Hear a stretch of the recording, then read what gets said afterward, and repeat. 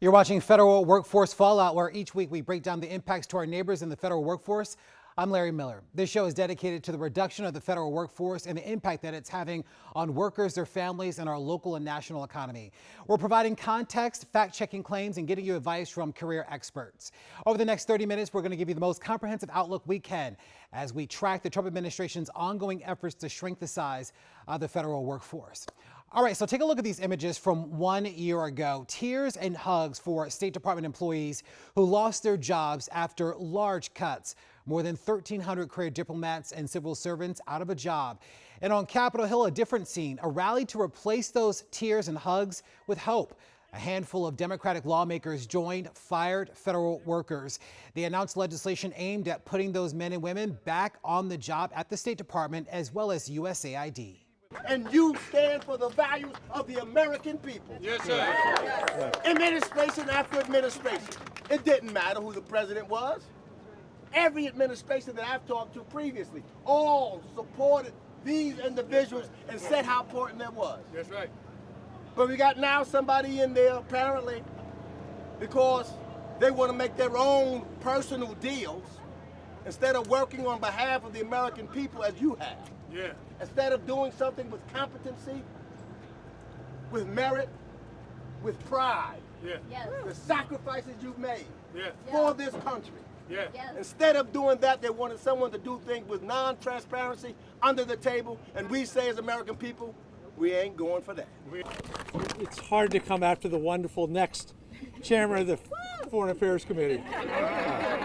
So let me just speak from the heart. First of all, thank you very, very much for your careers, for all you've done and all you will do, the civil servants, the Foreign Service officers, the USAID.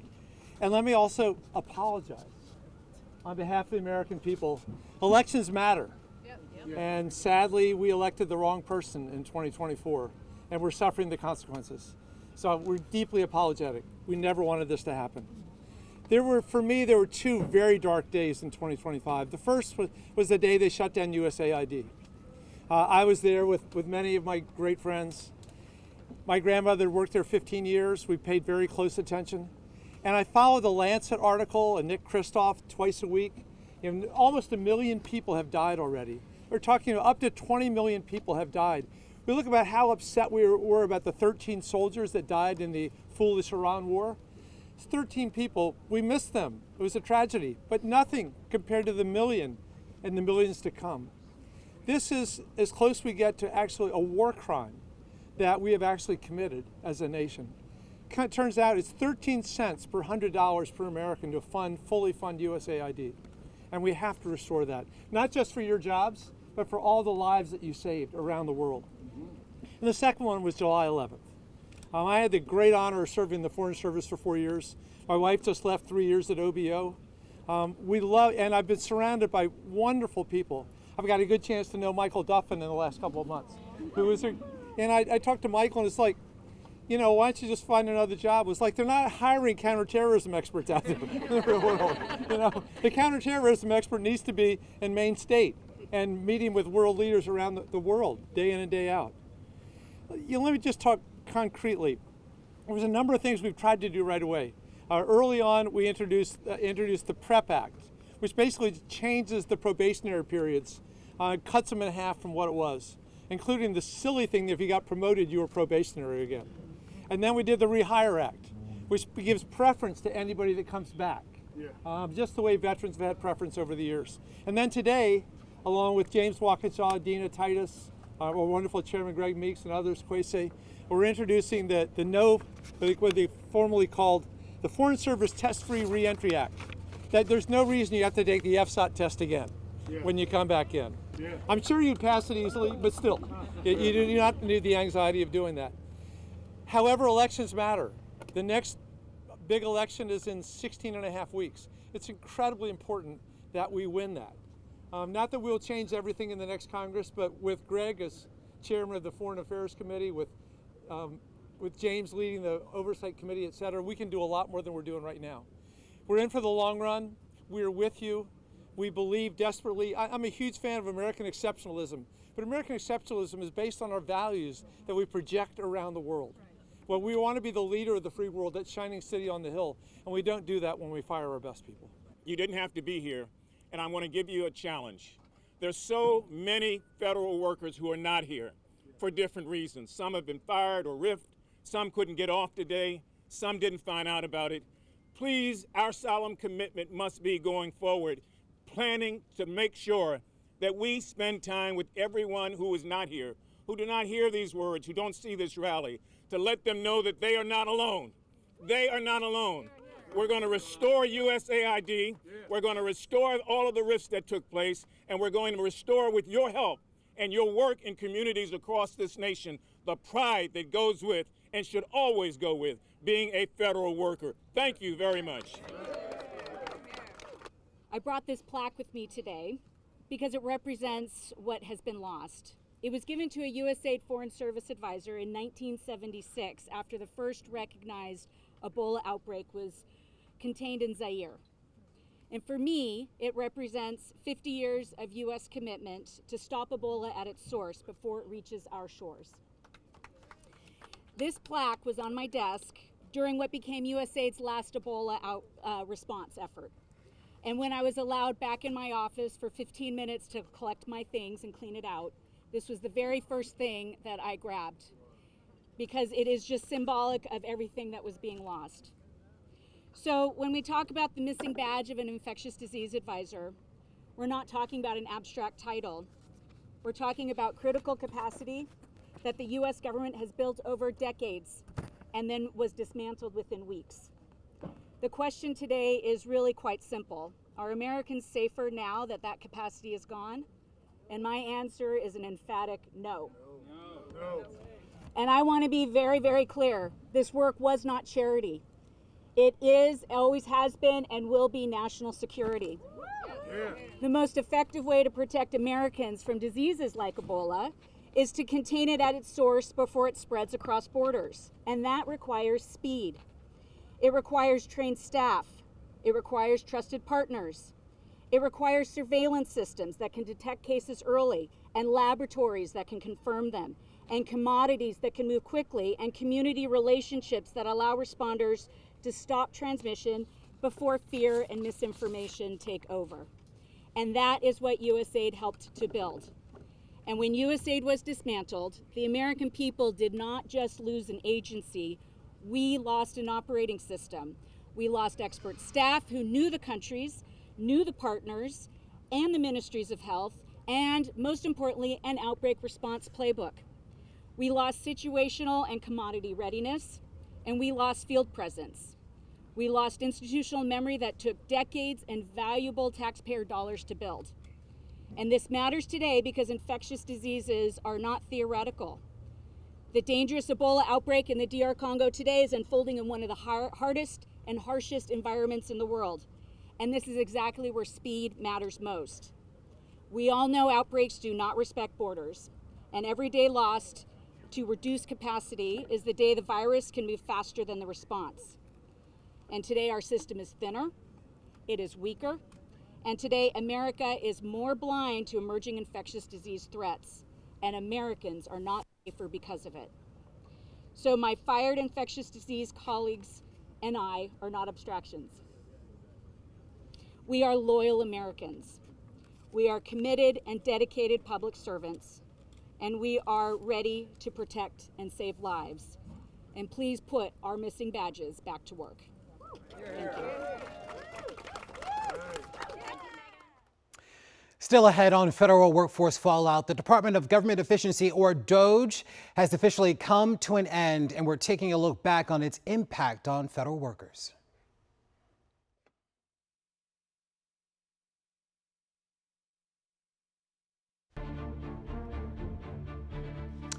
Welcome back. July 4th of this year officially marked the end of the Department of Government Efficiency, better known as DOGE. President Trump's executive order launching the agency only had its lasting for about 18 months. On social media, the official X account posted, quote, "While the formal mission of DOGE has come to an end, the mission to eliminate waste, fraud, and abuse will continue. Good stewardship of taxpayer dollars and accountable government are not temporary initiatives.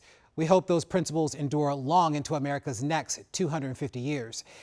It has been our greatest honor to serve the American people. But not everyone would agree that DOGE has been beneficial to the American people. I talked with Dr. Sarah Weskel, Executive Director of the American Historical Association, on the impact DOGE has had. So, Sarah, I think obviously the big news now is that DOGE, as we knew it, is officially done, at least on paper. It had been trickling down for months prior to this point. Given what's been going on in the last couple of years, I sort of want to get your sense in terms of where we are now and potentially where you hope we will be in the future. Mm-hmm. Well, in terms of the ways in which DOGE affected my particular sector, part of what has happened is we had an ongoing lawsuit, and that has been ruled on, and grants are now being reinstated to the people whose grants had been terminated by DOGE when they were working at the National Endowment for the Humanities. And so that's really wonderful news. There's some very cool projects that are able to get back up and running. Of course, we're waiting for that process to continue now. The concerning part, though, is that we learned some things in terms of how DOGE was canceling those grants and just how difficult and problematic, really, it is for political appointees who have a particular agenda. How problematic it is for them to be assessing grants as opposed to experts who are doing peer review. And so we recently saw an OMB proposal for changes to all federal grant making.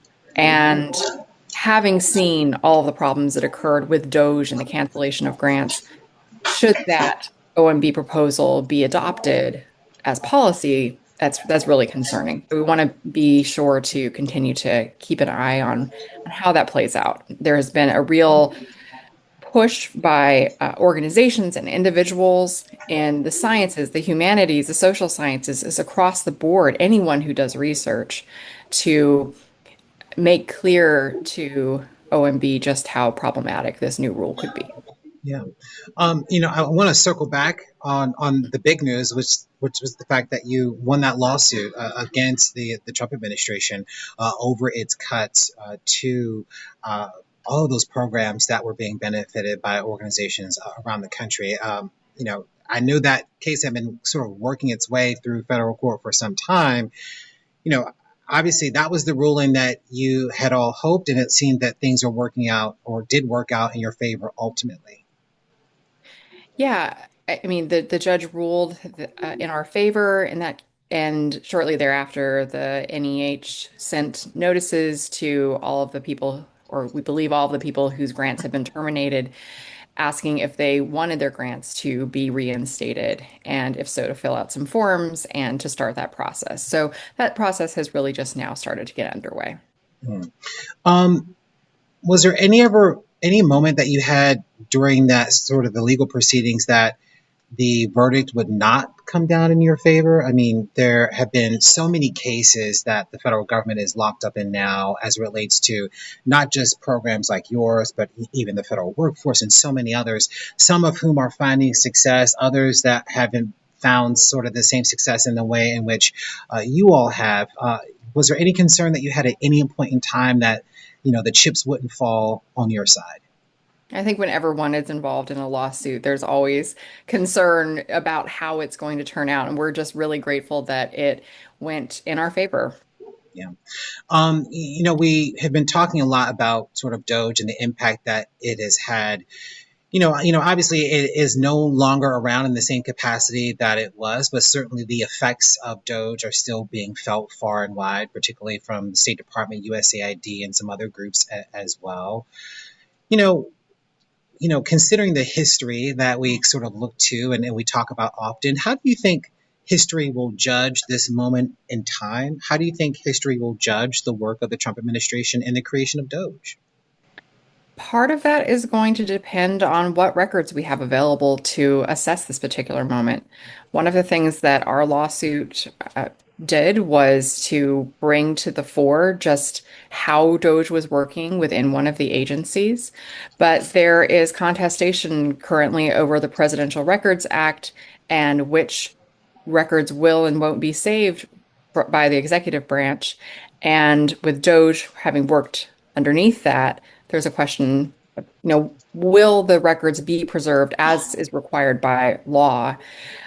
Given that the Office of Legal Counsel has said that they are no longer going, or that the White House no longer needs to abide by the Presidential Records Act. We have an ongoing lawsuit related to that, and hope to ensure that all of the records that are supposed to be saved continue to be saved.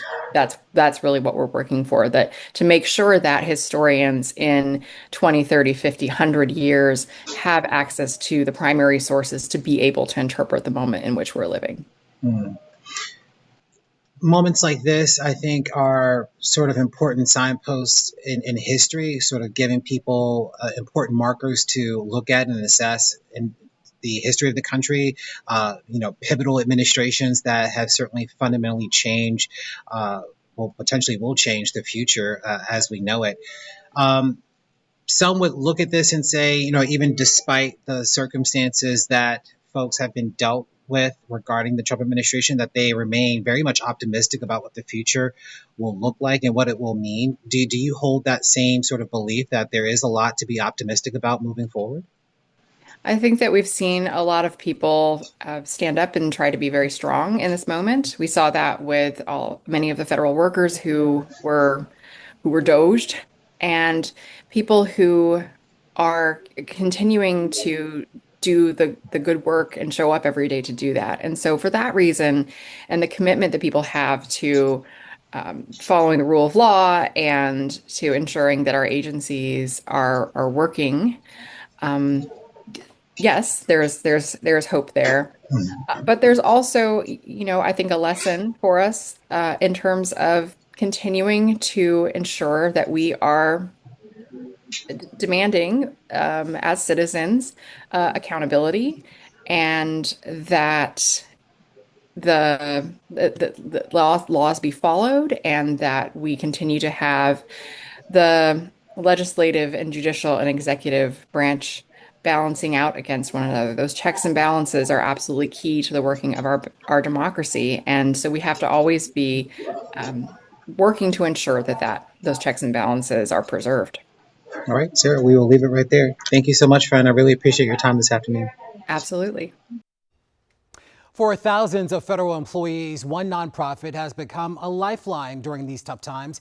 The Federal Employee Education and Assistance Fund, better known as FEA, provides emergency financial aid, scholarships, and disaster relief to federal workers and their families. I had a chance to talk with its executive director, Robin Kehoe. So, Robin, tell us a little bit about your organization. I think we've heard a lot about it, and I think some people kind of know about it in passing and may not know the particulars of what you do. So what do you guys do? Sure. So FEA is the Federal Employee Education and Assistance Fund, and we have been around supporting federal employees and their families for 40 years. And basically the way we do that is through a variety of programs that provide either information, education, or financial assistance to feds when they need it. So, for example, we run an annual college scholarship program that helps federal employees and their children going off to college. And then we also do disaster relief assistance and temporary financial assistance when feds have situations in their lives that cause them to fall behind on their bills for reasons that are not their fault, such as illnesses or sorry. No, you're fine. Illnesses or shutdowns, those kinds of things. We jump in and help with temporary assistance then. Yeah, well, certainly last year and even part of this year, we saw the longest government shutdowns in U.S. history. I'd imagine your organization was sort of in overdrive at that point, trying to support those federal families that needed the additional support. We absolutely were. And unfortunately, our budget didn't lead us to be able to provide huge amounts of assistance to individual people. We gave what we thought of as micro grants of $150 to over 7,000 lower income federal employees who were struggling. So we all know $150 doesn't necessarily stretch that far, but it did help people buy gas if they were still having to go to work, or buy diapers or medicine or other immediate needs that their families might have had during that time. What are you hearing from federal workers now about some of the needs that they have? I mean, with an organization like yours that does so much with sort of being a touch point for this particular community, what are they telling you that they need right now? I think what we're seeing right now is that feds, like many Americans, are struggling with increased costs for things like gas and food.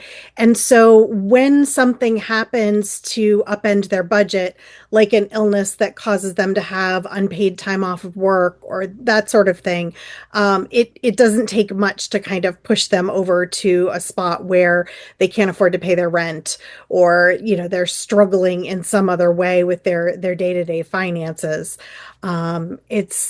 It's tough. I think a lot of people think of feds as being just people here in DC involved in policy work, and that they're higher paid folks. But there are a lot of federal employees all across the country that are making less than $50,000 a year.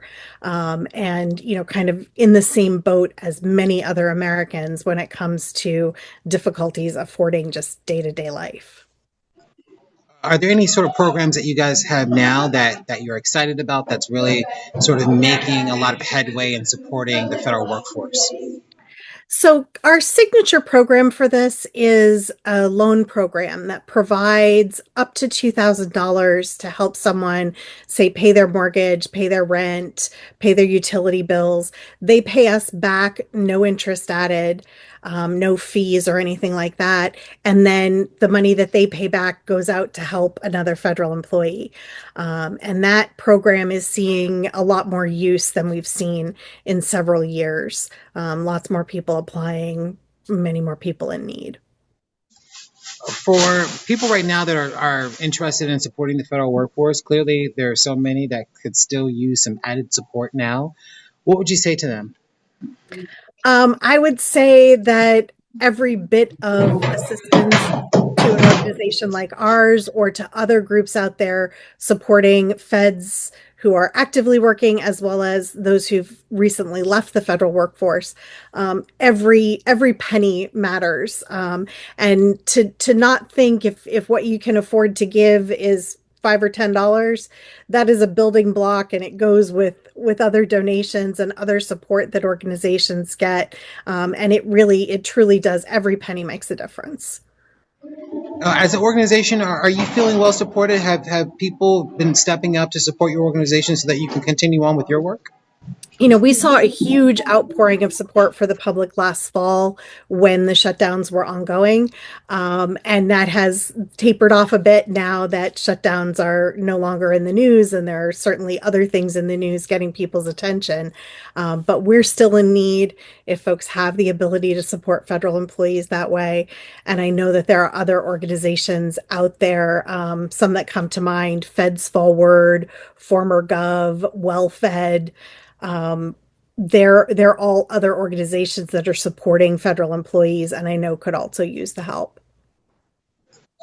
Robin, was there anything else that you wanted to add that I didn't ask you? I don't think so. No? Okay. Good. See? Painless.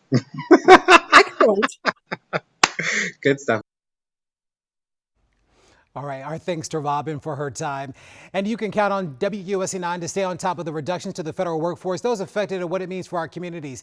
In the meantime, scan the QR code on your screen. It will take you to a special section of our website, WUSA9.com, dedicated to our coverage of this story. And of course, we'll keep you updated right here on federal workforce fallout. We appreciate you being here. Take care, and we'll see you again soon.